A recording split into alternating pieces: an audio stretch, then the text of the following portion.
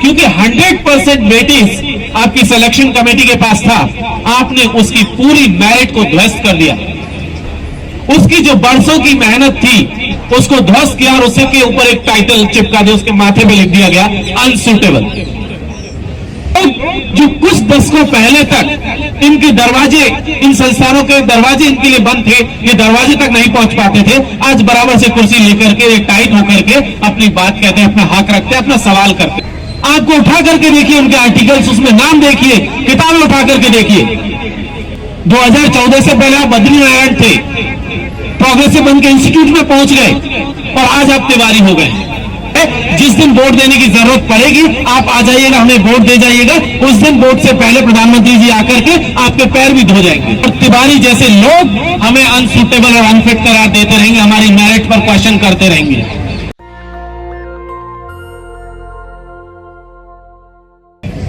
लगभग 2 साल पहले भी हम यहीं पर खड़े हुए थे, हम लोगों ने एक देशव्यापी मूवमेंट खड़ा किया था और जो सवाल था वो भी यही था, जातिवाद हो बर्बाद, कैंपसों में जातिवाद नहीं चलेगा।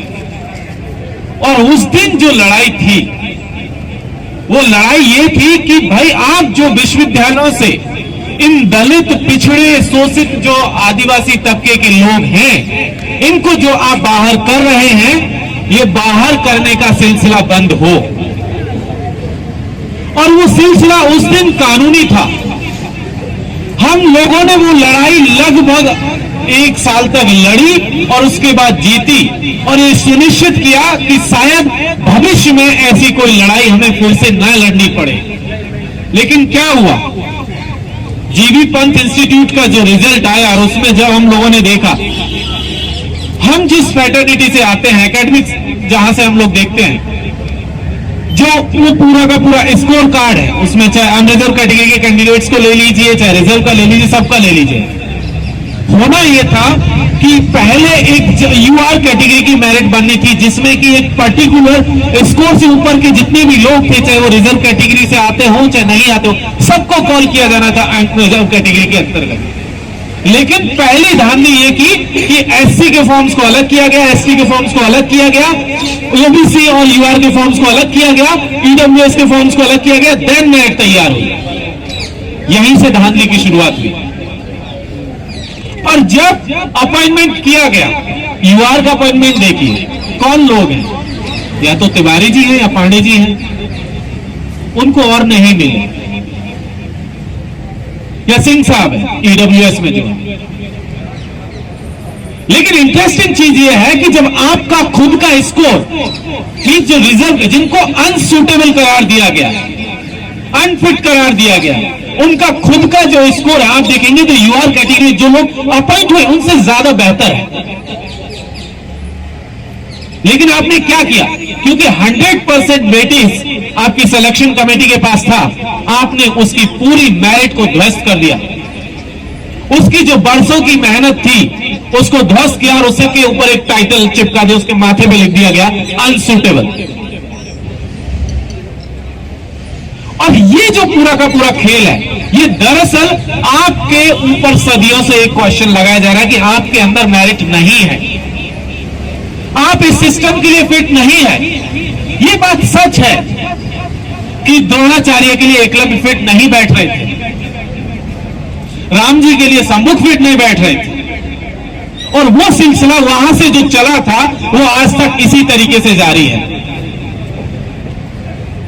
जीबी पंत वालों ने जैसे आपने विरोध शुरू किया, उन्होंने फिर से एडवर्टीजमेंट कर दिया।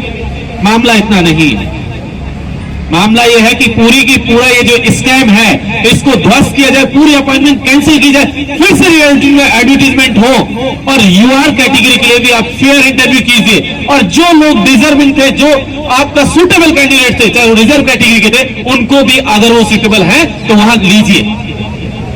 आपने बयान दिया कि हम रिसर्च इंस्टीट्यूट हैं। सर ऐसा है, हम बहुत बेहतर तरीके से जानते हैं कि रिसर्च इंस्टीट्यूट क्या होता है, एकेडमिक इंस्टीट्यूट क्या है, आपसे ज्यादा बेहतर तरीके से जानते हैं।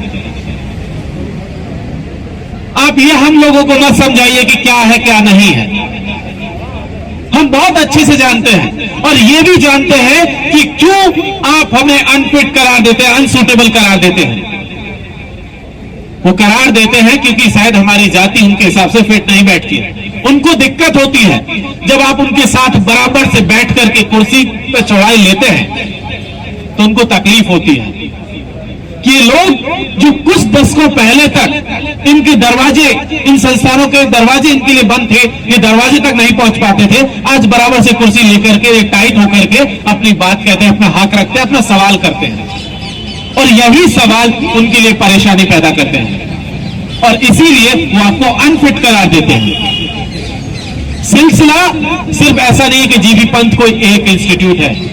जिस विश्वविद्यालय के प्रांगण में आप खड़े हुए हैं, ये विश्वविद्यालय भी पहले अनफिट करार दे चुका है रिजर्व कैटेगरी के कैंडिडेट्स को। आपको नॉट फाउंड सुटेबल करार दे चुका है, आज भी दे रहा है। कुछ महीने पहले यहां पर भी अपॉइंटमेंट्स हुई थी पॉलिटिकल साइंस जैसे सब्जेक्ट में, एडॉक के लिए वैकेंसी आई और उसमें कहा गया कि नॉट फाउंड सुटेबल। आप सोचिए, एडॉक का पैनल उठाकर के देख लीजिए, 2200 लोगों का लिस्ट है ओबीसी कैटेगरी का, आपको उनमें से एक व्यक्ति नहीं मिला। तो जीबी पंथ अकेला नहीं है।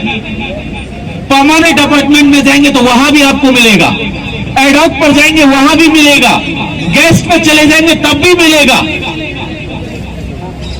सब जगह ये जो मेरिट का खेला इन लोगों ने चलाया है ये देखने को मिलता है। लेकिन प्रॉब्लम कहां है?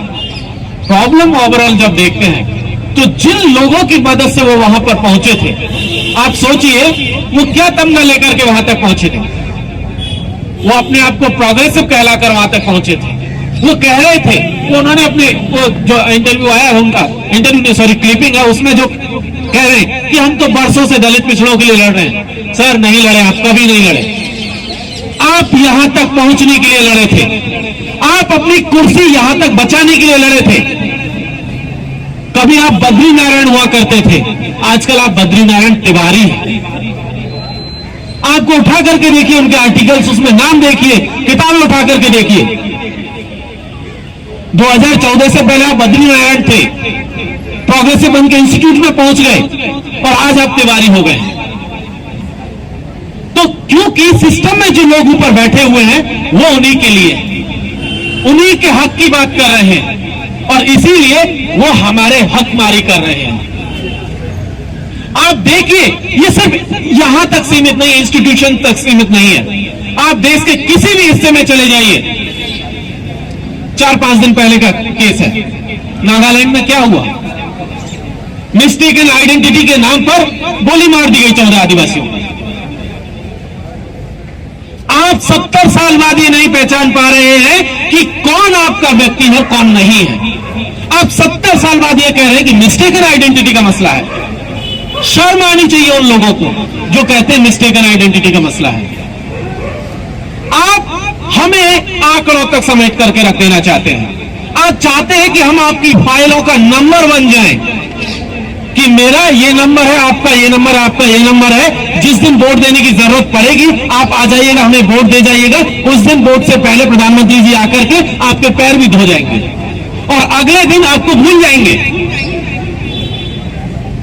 हम आपके आंकड़े नहीं हैं। हम आपकी फाइलों की शोभा बढ़ाने के लिए यह जन्म नहीं लिए। हम सिंपल सा एक सवाल कर रहे हैं, बहुत सामान्य सा सवाल है कि हमें हमारा जो वजूद है और जिस हक की बात हमारा संविधान कर रहा है, हमें बस उतना दे दीजिए। उससे ज्यादा आपसे हमने कुछ मांगा नहीं है। हमारे पुरखों ने बनाया था यह संविधान और उसमें बहुत क्लियर कट लिखा गया था, सोशल, इकोनॉमिक और पॉलिटिकल जस्टिस। उस जस्टिस और इक्वालिटी की हम लोग बात कर रहे हैं। आप पॉलिटिकल इक्वालिटी इंश्योर कर सकते हैं, सोशल और इकोनॉमिक इक्वालिटी भी इंश्योर करनी पड़ेगी।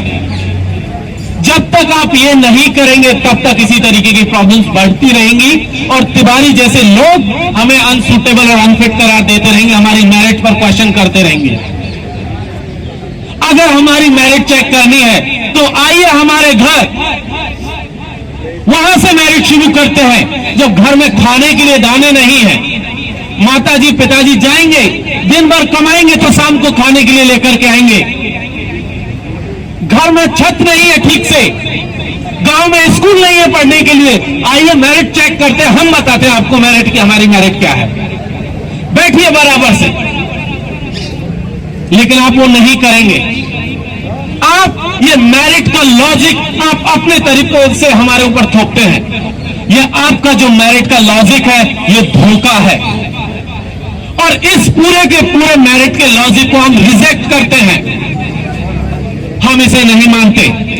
आपका ये पूरा का पूरा जो छलावा है इसको हम नहीं मानते। तो बहुत सामान्य भाषा में एक बात कहनी है, लड़ाई वर्षों पहले शुरू हुई थी, सदियों पहले शुरू हुई थी, हमारे पुरखों ने शुरू की थी, और वो लड़ाई आज तक जारी है, और तब तक चलेगी जब तक कि इस देश के संविधान में जो हक हुकूक हमें दिया गया है वो नहीं मिल जाता। हम आपसे ज्यादा कुछ नहीं मांग रहे, हम अपना हक मांग रहे हैं जो हमारे पुरखों ने हमें दिया, और बस इतनी सी बात है। जब तक वो हक नहीं मिलेगा ये जंग जारी। बहुत बहुत शुक्रिया। इंकलाब जिंदाबाद।